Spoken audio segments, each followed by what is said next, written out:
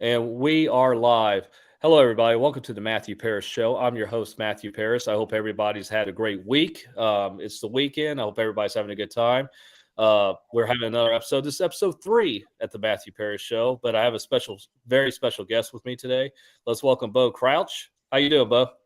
Good. Thanks for having me on, man. Absolutely. And tell us what do you do?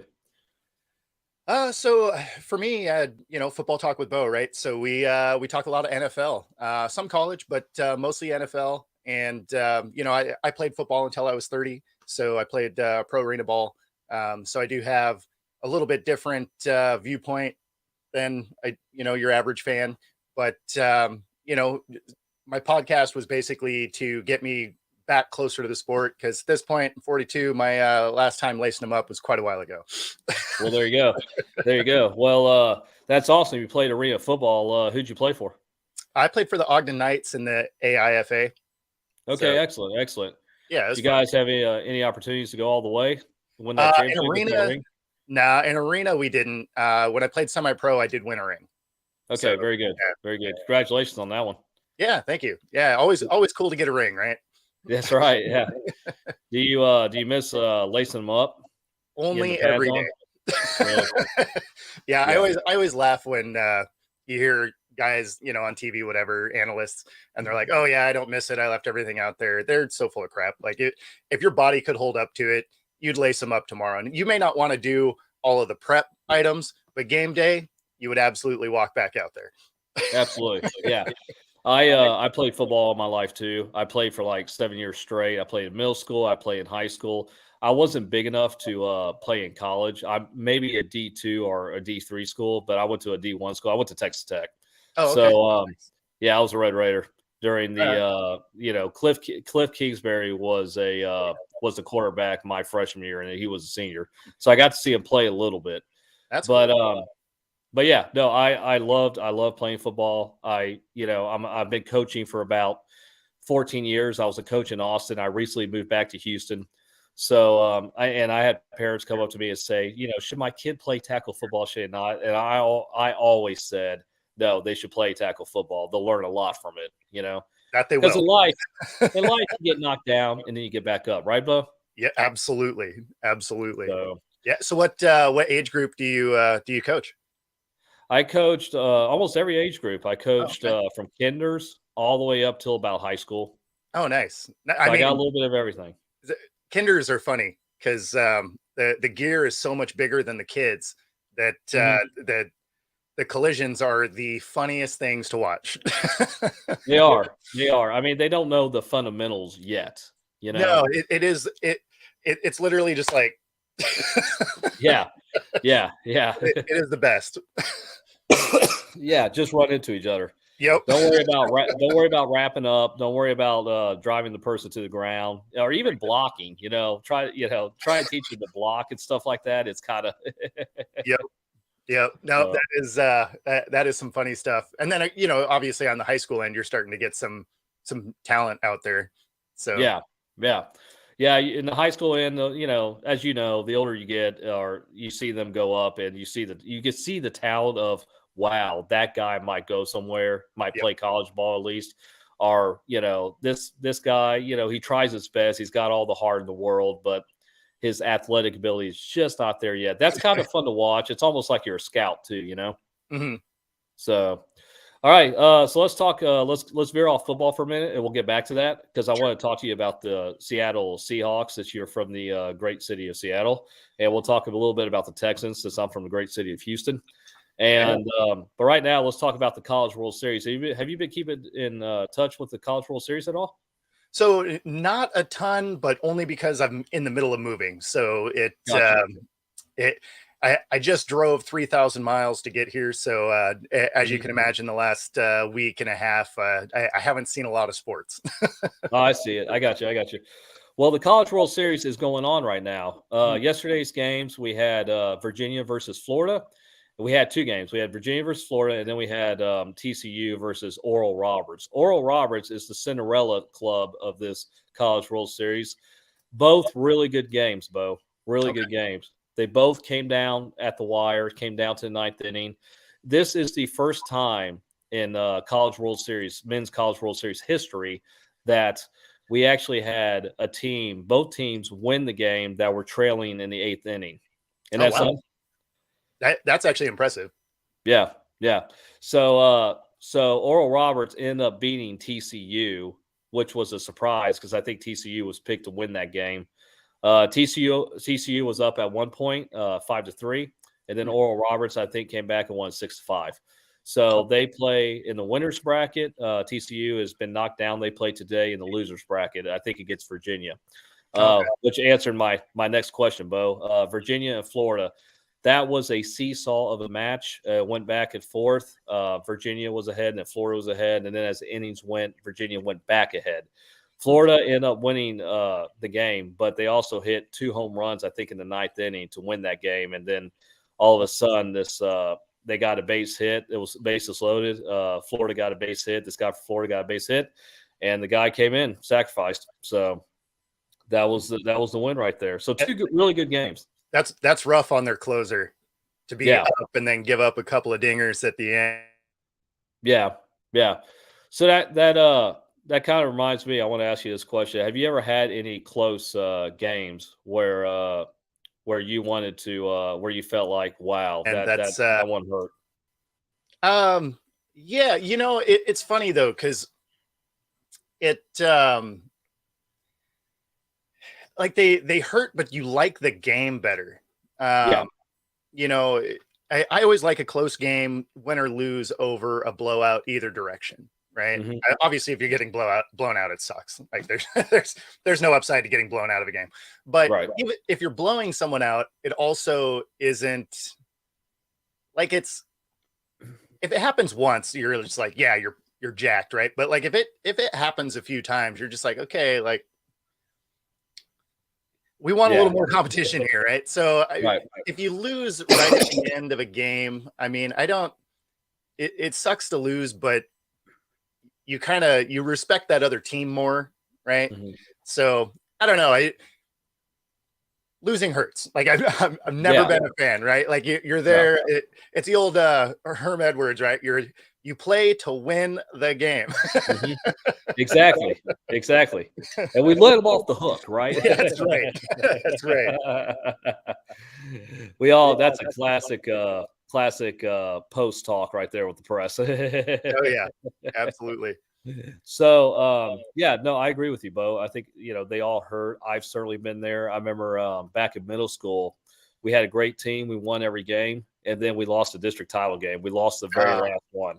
Brutal. But I think here's the reason why, Bo. Here's the reason why I think is that we went in there confident, but we also went in there very relaxed. You know. We kind of thought we won every game. We got this. The title's ours. And you can't think like that. You can't. And when we were losing at halftime, we tried to get ourselves motivated back after our coach was yelling at us and everything. We tried to get ourselves motivated back to think, in the gladiator style. Mm-hmm. But it's very hard to do once you get into that rhythm of, oh, we got this. We got this. I mean, don't you agree on that? Oh, for sure. And I mean, you also were the bulletin board material for that other team, and they would have seen the fact that you guys came out somewhat nonchalant. And, in a championship game, both teams are good. So you don't need to give them any extra fuel, right? Right. It's why I always laugh when you see players that are, talking a ton before a game. It's like, man, I wouldn't do that, especially like the week preceding, because that gives them time to really just be amped up to take you down. So it's oh, there we go. There we go. You froze for a minute. Yeah, screen went black for a sec. Really? Yeah, I don't know why. All kinds of technical stuff today. But yeah, no, it's you definitely don't need to give them any extra fodder. And if you come in flat, it's a good way to get beat. Yeah, totally. I agree. So going back to the College World Series real quick, I think we have Virginia and TCU today in the losers bracket round. So I think that game starts at noon. So anybody who's watching this, turn on your television, watch the game. It should be a great game. Then we have the winners bracket, I think, later tonight. Let's move on real quick. Bo, we got to talk about something that I think most people don't know about, which is the World Cup. The FIBA 3-on-3 basketball World Cup happened recently. So it was the USA versus these other countries. The winner of the gold medal round gets the gold medal and gets the punches their way into the Olympic qualifying round for the games, for the summer games. I was watching a little bit of it. Congratulations to the United States women's team, 3-on-3 basketball team. They won. They beat France in the final. They got their ticket all the way to the qualifying round into the Olympics. They won the gold medal. Our men's team made the final, but we lost to Serbia. So, congratulations to them. I think they're still going to go, though, because they got the silver medal. So I was going to say, how many of them qualify from that? I think it's the top 3. Okay. The top 3 countries. So, yeah. So, congratulations to the United States of America 3-on-3 basketball teams, both men's and women's. It's going to be great. Good luck in the qualifying round of the Olympics, and let's get there. Let's get to those summer games when they happen. Mm-hmm. Any thoughts on that, Bo? I mean, you expect them to be good at basketball, right? Yeah.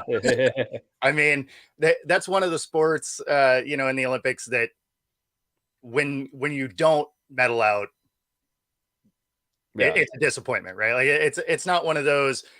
It's hockey. You're hoping they're there. I mean, it's basketball. They've dominated basketball pretty much forever. So you expect them on every level to, be able to perform. I mean, if you lose in the championship game, I mean, it happens. Yeah. So, but like if they would have missed the qualifying, obviously that would have been a huge letdown. Oh, huge. Yeah. And, excuse me. The watching the men's final was interesting because it was close the whole time. Mm-hmm. It was 19-19. They played for 10 minutes. It's a constant play, although once you make a shot, you have to start behind the 3-point line to go back again. But the referee doesn't blow the whistle or anything that says, okay, let's let everybody set up again. No, it keeps going. It's constant. They play for 10 minutes straight, and they play till 21. Now, if you can't hit 21 and the 10-minute clock runs out, then whoever has the highest lead gets to win the game. You also have a 12-second shot clock because it's half court, so you have to really move fast and get the ball going. It's interesting, and 3-on-3 now is an Olympic sport. It's interesting that how many things have become Olympic sports and we still don't have football. I know. How do you feel about that? I'm not a fan. Like I've thought that it should be an Olympic sport for years now. Obviously, there's that sets some countries up for not exactly the most fair fight, right? Just because stature wise, they're smaller humans, right? So if you're coming up against an NFL team where your front guys are 6'5", 350, if you were playing Korea or something, that's probably not going to be a great matchup, right? I mean, similar to when you watch that happen with rugby teams and stuff like you end up with a Tongan team going and absolutely destroying somebody. It's I do think that it should become an Olympic sport, and hopefully it does at some point, but it definitely needs some growth in the game. I think if they actually get a team over in Europe, which they've really been kind of making strides to doing, you might see it become an Olympic sport if they can grow the game to more of a global platform. Yeah, no, I agree, Bo. It's I had a guy on here one time. He was from the UK, and he was a big Dallas Cowboys fan. And he said that the NFL, that's why they have the London games. Is growing in leaps and bounds. And I said, for which team? He said, for every team. Like he goes, Matt, the Houston Texans have their fair share of fans out here. The Seattle Seahawks have their fair share of fans out there. They said, no, it is growing. There's talks of of possibly putting an NFL team in London. Like, what do you think about that? I mean, at this point, they're playing, what, six games a year over in Yeah. Europe. So that's basically almost a full home schedule anyway. And it would probably almost make sense for them, if they weren't doing an expansion, to just put the Jaguars over there, because the Jags play over there twice a year anyway. Yeah. And at that point, you might as well make it their home team. But obviously Jaguar fans probably wouldn't be super stoked about watching their team disappear, but it looks like they're kind of shoving that team on London. Because, again, they've been over there a couple times every year, whereas everybody else is kind of just sprinkled in. Yeah. So I think this year, one of their home and one of their away games are there. So, okay. But yeah, if they could do a team there, and especially if they were going to do an expansion, if they did a team there and then they did a team, say like Mexico City, something like that, because then it's also easy time zone changes for, here in the US, and it's not a longer flight than if you were to fly West Coast to East Coast. So it's not that big of a deal. But there is a huge fan base down in Mexico as well.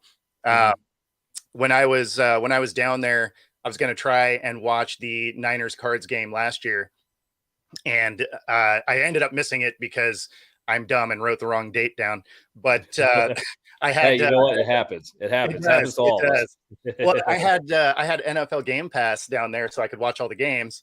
And there was an early ticket release for people that had Game Pass, and so I wrote it down on the wrong day. So I was going to be able to get tickets to it before they went on sale to the public, which awesome. So the next day, when I had the date written down, I call up, and the entire 100,000 capacity sold out in 2 hours. Oh, so really? The entire stadium was sold out by the time I called them the next morning. Oh, wow. Insane. So they definitely have a fan base to, if they wanted a team there. Obviously, if you were able to put, one or two in London, because they do move stadiums around, right? They don't play in the same stadium every time. I know Germany really showed out when the Hawks went and played there. So, there's a lot of fans in Europe. So if they really do kind of push to make that happen, the fan base is there. Oh yeah, absolutely. No, those games are always sold out. I think they play at Wembley Stadium a couple times. Yep. So yeah, and the other guy was telling me, it's sold out within 2 hours. Oh, so, yeah. And the Jaguars play there a lot. They go over there and play there a lot. Yep. I wonder if those guys feel that jet lag though, going over there during the game. Because huge time difference. I think that's actually why they have the Jags, I believe, play back-to-back weeks over there this year. So I think it's designed to allow them to get over that jet lag. I know they fly out, unlike most games where they end up flying out kind of close to the day before the game or 2 days before the game, whatever, when it's domestic. When they're going there, they basically fly out the first part of the week, and they do all of their normal prep over there to kind of get acclimated to it. And if I remember right, most of them have either their bye week or something after it to kind of help them get back. Readjust. Yeah. So I think it'll probably, if they do something over there, they'll probably have two teams so that they can kind of play each other in the beginning before, a lot of bye weeks happen, just to not, hurt teams by having a long flight, basically a short week at that point. So there's some logistics they have to work out, but I could definitely see them adding the Europe team. I don't know what's going on with my computer here. No, it's all right. Yeah, you froze a couple times, but I could hear you good. Oh, okay. I hear you just fine. Yeah.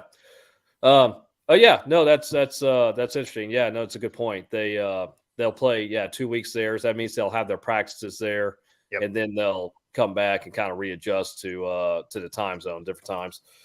Excellent. So let's talk about the draft picks real quick. How did the Seahawks do with their drafts? It was good. It was a good draft. They went a little bit different route than I thought they were going to. Yeah. I really thought they were going to go edge rush with that first pick at number 5. Yeah. But what they did in free agency made it so that was less of a requirement. So if you watched much Seahawks last year, they everybody could run on them, right? They couldn't stop anything up the middle. It was frustrating to watch. So in free agency, they ended up bringing in 2 defensive linemen, 2 linebackers, a safety, and then to help out their own running game because they really had a hard time opening holes up the middle. Also, they brought in a nose tackle. And then in the draft, because they were able to get those pieces before the season or, before the draft started, then they were able to focus on adding another corner, getting another running back, which, is definitely needed for the Hawks. They have a real tendency to not have a running back make it through the season. They actually haven't had a starting running back that started week 1, finished the season not on IR since 2014. So picking up another running back was obviously a huge benefit to them. And then ultimately a little bit later in the draft, they did pick up some more edge rushing. They ended up getting another center and a guard to help out on the interior of the line. So they definitely made some really smart moves in this draft. So if any of those guys can hit the way that last year's draft with the tackles and obviously Woolen and Walker, it'll be an impressive team. They probably still don't win their division. The Niners are definitely the better team, but they would get another return as a wild card in the playoffs, I would think. Okay, excellent. Yeah, of course, I'm from Houston, so I got to mention the Texans too. Texans won only 3 games. Yeah, they had a good draft. That was yeah. It was great. We got Will Anderson, Bama guy under the Nick Saban for our linebacker, which is good. We stacked up the defense a little bit.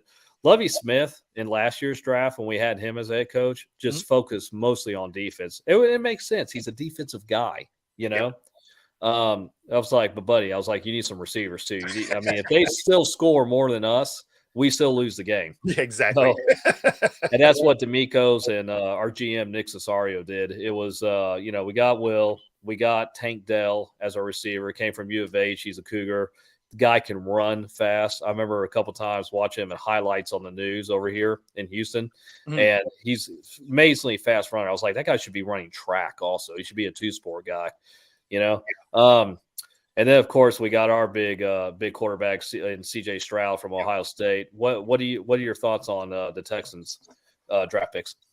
It was a good draft. It was a good draft. The only issue with the Texans is they had so many holes. I think they take a big step forward. They're still not going to be. They're not going to be competitive for the playoffs this year. I think they're at least a year away from that. But filled some really major holes. And there were a lot of games that you guys were close in that they just couldn't close out. And I think having a little bit better quarterback play and, a little bit better protection for him, stuff like that, is definitely going to be beneficial. But, like I say, I think you're a year away from really being in contention for a wild card spot or anything like that. I would imagine they're going to be somewhere in the 7 or 8 win team. So, but based on, last year, that's a huge year over year upgrade. Yeah, no, it is. The last couple of years when we won 3 games, we that whole debacle with Deshaun Watson, that came out. With the harassment charges and everything, with the masseuse and everything, and then and then he said he didn't want to play for the Texans anymore. Sat out a year. We drafted Davis Mills. He played, and honestly, I was a big defender of Davis Mills for a while because people in Houston were like, he's throwing high, he's throwing picks and stuff like that. I'm like, well, guys, he's a rookie. Let's calm down here. He started doing that the second year, and I was like, I can't defend you anymore, man, if you're going to keep doing that. I was like, you should get some sort of sense of how the game is played now in the NFL. Absolutely. So now we have our next franchise quarterback, and there's been a lot who's supposed to be our franchise quarterback, CJ Stroud. So I heard he's doing well in the mini camps. I heard he's doing well. He's not letting Nick Cesario and D'Amico Ryans is not letting him talk to the press. I don't know why about that. I mean, what do you think since you played professional football? Why do you think they're doing that? I mean, it really depends on it depends on how it is he talks to the press. I would imagine some of that is he's young, right? Yeah. They may be kind of protecting him from himself, but they've also said that there is a open quarterback, right, competition. And so by not having either one of them really do press conferences, it's kind of underlying that fact. They're like, no, we don't have a guy, right? Because if it's somebody talking to the press, even if it's misconstrued, people would look at it as, oh, that's the guy because he's the one that's talking to the press. And so by doing this, you're sort of keeping that competition, viewed as a competition from the outside also. Yeah. Well, it's interesting because the press is even asking Nick and D'Amico, like, why can we not talk to this guy? What's going on with him? And D'Amico's always said, we drafted other players, guys. Talk to them for a little while. Sure. Don't just focus on CJ Stroud the whole time. That's always been his answer with everybody. But from what I heard is that he's moved up to first string, taking the snaps now with Davis Mills. The Texans did come back with Case Keenum, which leads me on the next question, Bo. Who starts for the Texans in the regular season, not in the preseason, but the regular season? Do you think it's Case Keenum? Do you think it's Davis Mills? I don't think it's CJ Stroud. I think they bring him in at like the third or fourth game, give him some snaps in the second half. But who starts for Texans quarterback? Yeah, so I would imagine it's Davis Mills. Yeah. Case Keenum is at this point, right? He's that veteran. He's that adult in the room. He's a good mentor, but you know what he is. And so he's not your starting guy. He's a good backup, good leader. I mean, so great to have around the team. But I would imagine it's probably going to be Mills to start. I feel like it would be a mistake to shove Stroud out there immediately. Plus, if you do, you can't put that genie back in the bottle, right? So it's a scenario where if he comes out and he's terrible, you are viewed horribly because you're like, oh, you forced him out there and now we can't take him back and whatever. And if you start with Davis Mills and he struggles, then it's easy to please the fans by like, okay, like he's playing like he did last year. Let's go ahead and roll out the kid. And it also lets him see a couple of games where you can kind of see how the NFL works and the speed of the NFL, because you're not going to get to see that until you're in games, right? Because at this point, they're not really allowed to do high contact OTAs and preseason workouts really anymore. You get fines and you lose draft picks. And, the Seahawks ended up having that happen to them tons of times because they're too physical in preseason, which is hilarious to me because I feel like this sport is designed to be physical. Yeah. But the rules for preseason and everything are what they are. So they don't get real game time speed really until week one. Even preseason isn't really quite the same. It's not. You're right. You're absolutely right, Bo. I mean, you and I have been there. It's preseason. I tell everybody in preseason, we could win every game in preseason, but they're lowering the roster. Exactly. They're figuring out who's going to make the team and who's not. Yep. Dameon Pierce, our running back, had a great preseason. Everybody in Houston thought this is going to be our next breakout star next to Arian Foster. And of course, he slowly progressed in the season, in the regular season. He started out bad though. I mean, a couple of carries, maybe 20 yards. That's about it, which is not good at all. But then he got progressively better. Davis Mills, I felt like did the same thing. He got sort of progressively better as time went on. But the thing is, you need to be consistent throughout in order to win some games here. For sure. And I do think they're. I think their offensive line play got better as the year went. Yeah. Which, obviously helped a lot. Yeah. And then, of course, we drafted Juice, who's one of our big linemen, who's just dominated. He dominated in college. So I'm excited for the Texans. One of my questions was, and you already answered this, was how many games do you think the Texans are going to win? You said 7 or 8. Yeah. I say about 6, and you're right. I agree with you. I don't think they go to the playoffs right away, but it's going to be progressively it's going to get better. The only way they can go is up. They can't go any further down. That's fair. So yeah. No, there's a lot of things about the Texans that you look at it and you're like, okay, they finally made some moves in the right direction. So you kind of feel good for their franchise. You're like, okay, they have something to kind of be excited about, because the last couple of years there hasn't been anything to be excited about. Yeah, like you saw the team they were rolling out, and you're like, well, guess we get the number 1 pick. Yeah, exactly. Halfway through it, you're like, all right, let's play for the number 1 pick now. Let's just lose all our games. Yeah, pretty much. Well, and it was funny because some of the games that you guys should have got just, blown out of, you played really well, right? I mean, you almost took down the Cowboys, which when you're comparing roster to roster, you guys shouldn't have been in that game at all. So to take it down to the last second, awesome, right? Awesome game. Yeah. And they had a couple of those during the season that were, a narrow loss. And I think with CJ Stroud in there, you probably end up winning 1 or 2 of those. Mm-hmm. So, and then there were some games that, obviously you guys just won, which, right. You got to have some of those, but I think that you won't have some of the letdowns later in the season that you did this last season with CJ Stroud. If he plays right off the bat, he's going to lose some games in the beginning, just because he's going to get lit up. Yeah. I mean, as you know, the NFL is totally different than college. Everybody is a professional at their spot. That's why they're there. Exactly. Everybody's fast. And I think somebody like a Vince Young found that out quickly, where, oh no, I can't outrun everybody like I could in college. Yeah. No, I mean, that's the biggest difference, right? Is in college, you're going to go up against a team that probably has, the best teams have 2 or 3 All-American, NFL level talent guys. Mm-hmm. And you get to the NFL and they have 53 All-Americans, and over half of them never even touch the field. So, I mean, they're all good. And that's why they always say, oh, the game is much faster. It's like, well, yeah, because everybody is that top 1% at their position.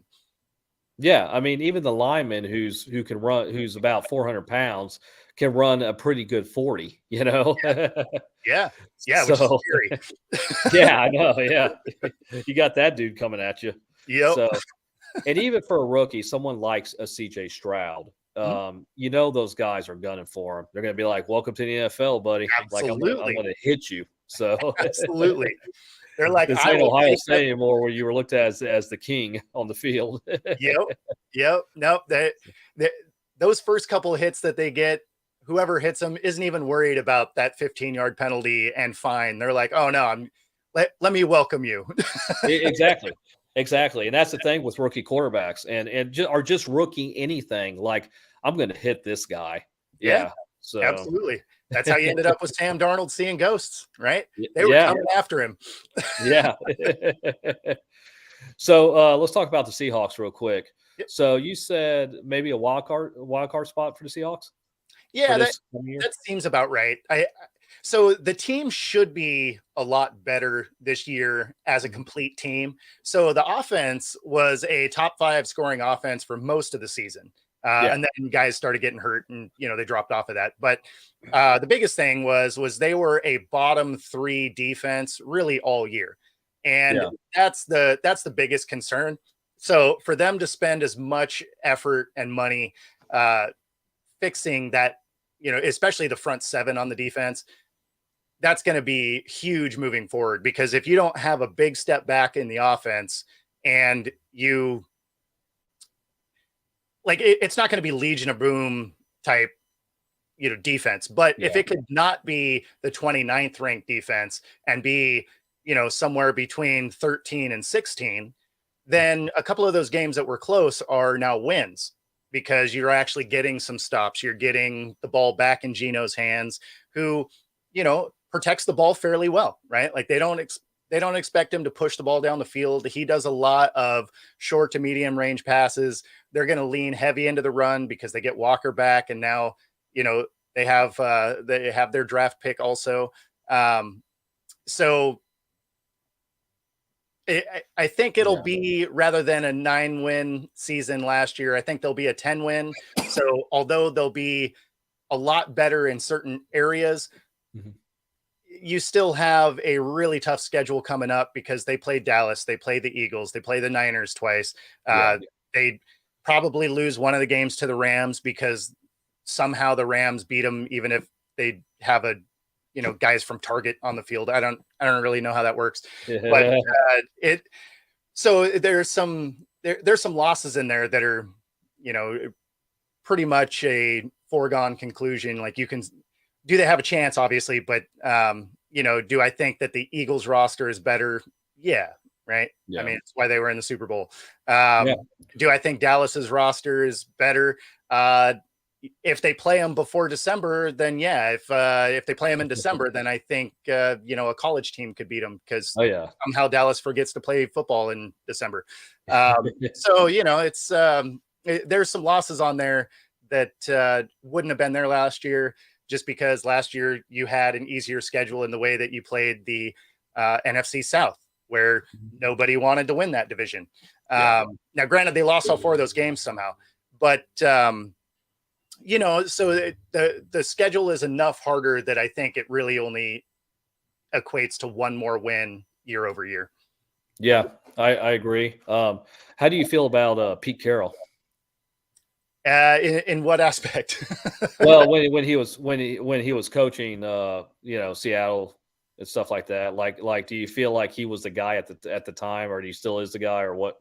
No, I mean he's still the guy. I mean, I would say that last year really proved that he's still the guy. Most of the sports world were thinking that the Hawks were going to be a 2 or 3 win team, number 1 overall pick contender type thing. I didn't have them that bad. I picked them as a 7-win team, so they outperformed what I thought they were going to be too. But I mean, it's really a testament to what Pete and John have been able to build there, because they've been able to still get into the playoffs with the talent they had. Yeah. And and amazingly, they were able to do it with one of the worst defenses in the league, and they still got into the playoffs. So I mean, that I would say that is a huge testament to coaching. The thing that's going to be interesting moving forward is, at this point, what, Pete is 71, 72, something like that, I think 72. I think 72. So his contract comes up at the end of the 24 season, and so does John Schneider's.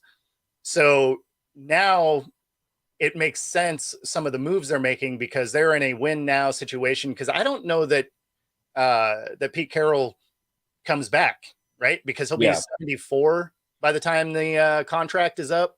I don't know if he's going to want to still coach then. And I know that John Schneider, last time their contracts came up, kicked the tires on a couple other teams. So, he may be ready to move on from the Hawks. Carroll may be ready to, to hang it up. So I feel like there's a lot of emphasis over these next couple of years to, if you're going to win, we got to win now. Yeah. Well, I got to tell you, Bo, that Legion of Boom defense, amazing to watch. Amazing to watch. I mean, they tore it up. Absolutely. It was Sherman and everybody. You're just like, wow. Well, that's the defense right there. For me, I was a defensive player, and so I loved that entire defense came to hit. Like they came to remove your soul from your body. Like, it was awesome watching, because Sherman liked to hit. Cam Chancellor wanted to blow your helmet off. Earl Thomas, not a huge guy, but he was so fast that when he did come across the field and hit you, I mean, you knew about it because he was a missile coming in. Yeah. And then Brandon Browner, you know, who was a key component of that defense at the time, you know, you knew he was going to get a couple of penalties for holding and stuff, but if someone caught something on his side, he was there to decleat him. Like he was going to hit you even if you looked at the ball, really. So yeah. it was a fun defense to watch, and it instilled some fear in guys. Like you'd start seeing their arms kind of down here, so they'd miss catches that, you know, they should have made just because they knew that, you know, Cam Chancellor was going to come down and blow him up. Yeah.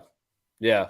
It was yeah, no, when you hear those footsteps and you're on offense, you're like, uh-oh, because sometimes you'll tighten the body and brace for impact before the ball is even in your hands, as you know. Oh yeah. No, so as a defender, that one of my favorite hits was, and you can't even do it anymore, but was a toss to the flat, right? Because they had to get it over the D end, so the ball's up. So they're up here, and if you are more of a press corner, which I was, I ran a 4.34 was my 40 time. So I knew most people weren't going to outrun me. So I would play a little more press. And if it was a toss to the flat, I had a free release to come get you. And so if your arms are up here and you have to jump for the ball, I'd place the crown of my helmet right under your shoulder pads and wrap up and drive. And the best sound was hearing the stadium go, oh, when you hit the ground, right? And you knew that every other catch from that receiver was going to be a little more like, oh, let me protect myself. Now, obviously, you can't tackle that way anymore. You can't lead with your helmet or anything. But so, you know, I'm old. That was still okay. Yeah. Back then. Well, you know what? I think I'm older than you. I'm 41. So I'm 42. 42. Oh, so we're about the same age. Yep. So yeah, when you and I were playing, man, the rules were, I mean, they're trying to make it as safe as possible. Just a couple more questions. I mean, they're trying to make it as safe as possible. Although, you know, I remember those times where even in high school football, they outlawed the bull ring. You remember the bull ring? Oh yeah. That was kind of, yeah. That was a fun drill. It was. But I mean, the whole point of it was, and Pete Berg talked about this on the Friday Night Lights commentary when he directed that movie, because he showed the scene of it. He said they outlawed it now. I think they outlawed it everywhere. At one point, they outlawed the state of Texas. We never did in high school because, I mean, I went to high school. We both did in the late 90s. So I think they outlawed it in like the early to mid 90s. So we barely missed it. But we did have some drills that were kind of close to that. And especially going around the dummies and then hitting the guy and stuff like that. So yeah. But it's very different. I remember one time in I think it was high school. I was on special teams. I was on a kickoff return. I'm sorry, I was on a kickoff team, and they kicked it to a guy who one of my buddies, Dario. They kicked it to him, and he moved to. I remember he moved to the left side. Everybody here, and I remember thinking about this, Bo, as I was running down the field. I looked over and everybody on the field was covering the left, but not the right. I was the only person covering the right. So I knew he was going to come and cut into my side. I'm like, okay, I'll get him. I'm going to get him. So we're both running at each other. And I thought he was going to cut. So I was prepared to cut with him and wrap up. Ran you over? No. We both just ran into each other. We both lowered our head, helmet to helmet. I went down. I was seeing stars, shooting stars. He had a couple more steps and then went down. And I got up slowly. I remember going back to the huddle, and I was kind of rocking back and forth. And then one of my buddies goes, "Yeah, my last name is Paris." So he goes, "Paris." He goes, "You all right?" And I'm like, "Yeah, I'm fine." But I probably should have sat out from that for that one play. You know? Oh, for sure. I was seeing stars while I was getting up. Yeah. No, I mean, that's definitely very different. Obviously, now, if any of that happens, you are in concussion protocol, and rightfully so. I mean, you should be. Because, I mean, back when we played, it was "You all right?" And you're like, "Yeah, sure." And they're like, "All right, get out there. Get back out there. Chalk it off." Yeah, no. So it's very different. And I mean, you know, I remember I had one where semi-pro, the fullback for this Raiders team.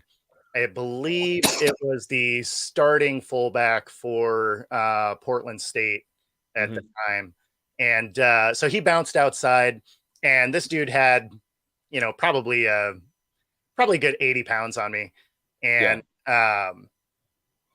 but I was coming in full speed. He was bouncing around the edge, and we, hit helmets. It actually broke my face mask. Wow. And so I came out, got a different helmet. But that was another one of those hits that, in today's game, they'd have been like, well, let's evaluate what happened there. Now, I was smarter the rest of the game. I made a business decision. I took the legs out anytime he bounced out my way, because that hit didn't feel good. But yeah, especially underneath that pile, right? What's that? Especially underneath that pile where all those guys are laying on you. We were actually free. So we were really full speed making contact. Yeah, it was, but yeah, no, from there it was like, okay, like that one hurt. So I'll go ahead and be smarter. yeah. But I remember one time in high school, we were playing this team. We were playing an away game at this guy's stadium, and I dived for a loose ball, a fumble. And the guy, I didn't realize there was a guy behind me, that was diving with me. Literally dived. I dived in the pile, then he dived right on top of me, but he dived right on top of my elbow. Oh. Huge shock from the shoulder all the way down. Oh, sure. And I remember getting up from the fumble, and my arm was kind of hanging like this. And I was kind of like, I thought it was broke at one point. And then when I hustled off the field to the sideline, I was kind of, clenching my fist. I said, okay, it's not broke, so it's fine. But then, I mean, it's just little things like that, Yep. So, all right, one more question. How do you feel about the new rules in NFL football? So, I mean, some of them make sense, obviously. Yeah. The new kickoff rule is terrible for the sport. Yeah. So the new rule, for people watching that may not know what it is. So on a kickoff, if it's fair caught anywhere behind the 25, it comes out to the 25, same as if it was a touchback. And what I don't like about it is you're basically eliminating the kicking game. And the problem there is you basically get rid of some dynamic players that are primarily special teams guys. You end up losing the Devin Hesters, the Leon Washingtons, the Percy Harvins, because although they were used in offenses, their primary role on the team was as a returner, and their offensive production was really just like gadget plays mostly. So you basically are eliminating a phase of the game. You're eliminating some really dynamic players. And you're going to probably see some really kind of horrible starts to the games, because now you're probably going to see more squib kicks to see if they can get, find a way to get you pinned a little deeper, or, the only thing I like about it is it's a 1-year trial, so it could go away. That's the only encouraging part about it. It's not a hard, fast rule. I figure it'll be this year and it'll be gone, because it's a terrible rule, and it gets rid of, I mean, think of how many games change because of a really dynamic return. So I'm not in love with that one for sure. Yeah, no, I agree. I was talking to a friend of mine about it. I was like, so anything behind the 25 is a touchback? He said, basically. I said, well, and basically what you were saying, I was like, well, that eliminates any fast break, running game, stuff like that people love to watch. It could change the dynamic of the game. Well, and of course they're citing player safety, right? Yeah. So they're saying that it would go from I forget exactly what they called the percentage, but it was basically going to go from like 30 to 38, percent, like of potential injury or whatever, right? So that's not a big enough jump for me to think that you should get rid of a phase of the game. Yeah. Plus it's a bunch of BS anyway, because at the end of the day, if they were citing player safety, you wouldn't have added a 17th game. Yeah. I mean, if you're really that worried about it, you wouldn't have made the season longer. I know. Yeah. Isn't that weird? That's weird. Yeah. So I don't know. Bo Crouch, thank you so much for coming on the Matthew Parrish Show. Of course. I enjoyed talking with you. Absolutely. And of course, you have your podcast too, Football Talk with Bo. Yep. Excellent. Yeah, so you can find me on Twitter, which my Twitter handle is here on the screen. And then you can find me on YouTube at football-talk. Excellent. Excellent. Thank you so much for coming on to the show. Before we leave, let's make sure to hit that little subscribe button right down there. It's always a great time here on the Matthew Parrish Show. We talk all kinds of sports. We talk some football here with my new friend, Bo. It's great. Thank you again, guys. Thanks for watching. And you guys have a great time. Thanks, Bo. Thanks again, man. Mm-hmm.